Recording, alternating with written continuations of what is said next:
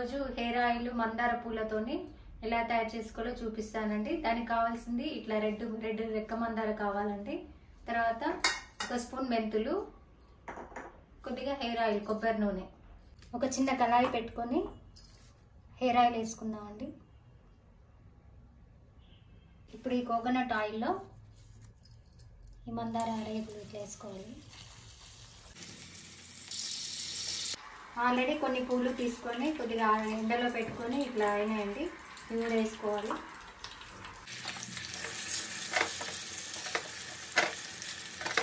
ఇలా ఈ మందార పూల ఆయిల్ పెట్టుకోవడం వల్ల జుట్టు రాలకుండా ఉంటుందండి. జుట్టు మంచిగా మందంగా కూడా అవుతుంది.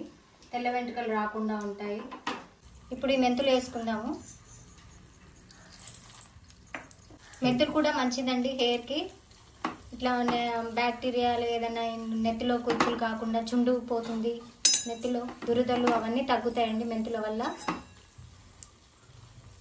నాకు కూడా ఈ మధ్య తెలిసిందండి ఈ పూలతో ఆయిల్ చేసుకోవాలని.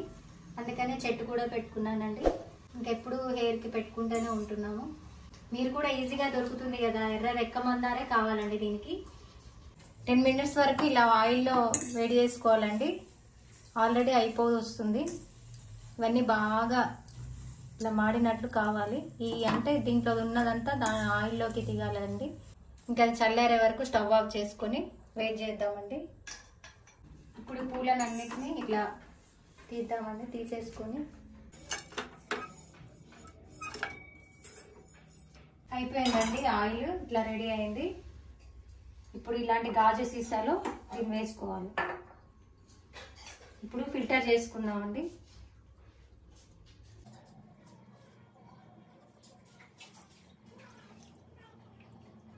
హెయిర్ ఆయిల్ రెడీ అయిపోయిందండి. మీరు కూడా అందరూ ట్రై చేసుకోండి. ఈజీగా ఉందండి ప్రాసెస్ కూడా.